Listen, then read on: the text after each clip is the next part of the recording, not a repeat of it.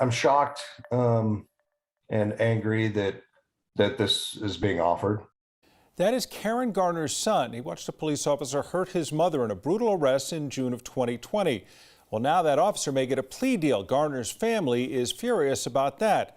The former officer, Austin Hopp, is facing up to 32 years in prison if convicted of the top count, of second-degree assault.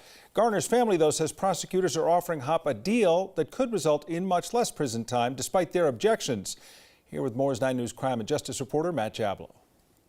Caught us off guard, shocked, disappointed. John Stewart is not happy with the Larimer County DA's office and not shy about voicing his serious concerns. Has it made you lose a little faith in the criminal justice system?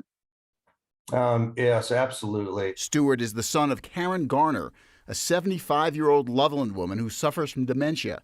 In May of last year, prosecutors charged Loveland police officer Austin Hopp with second-degree assault after he allegedly broke Garner's arm while trying to arrest her. Police had responded to a Walmart near Garner's home after she forgot to pay for about $14 worth of items.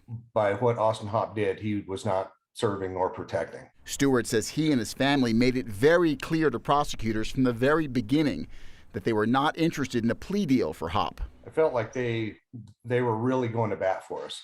And until we see this. That's why Stewart says he was so surprised when prosecutors told him late last week that they would allow Hopp to plead to a lesser felony, a deal that could result in significantly less time behind bars. I mean, we feel there's enough evidence right now for this thing to go to trial and a conviction.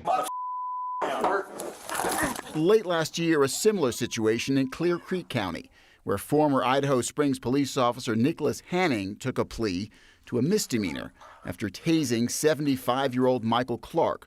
Clark's family vehemently objected to that deal. It isn't at all unusual. 9 News legal analyst Scott Robinson says under Colorado law, victims and their families have certain rights, but vetoing plea deals is not one of them.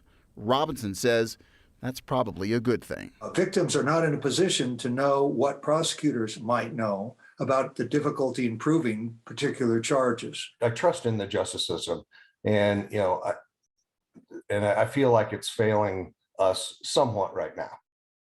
When asked to comment today about the supposed plea deal, the Larimer DA's office would only say that a hearing is scheduled for next Wednesday. Tom?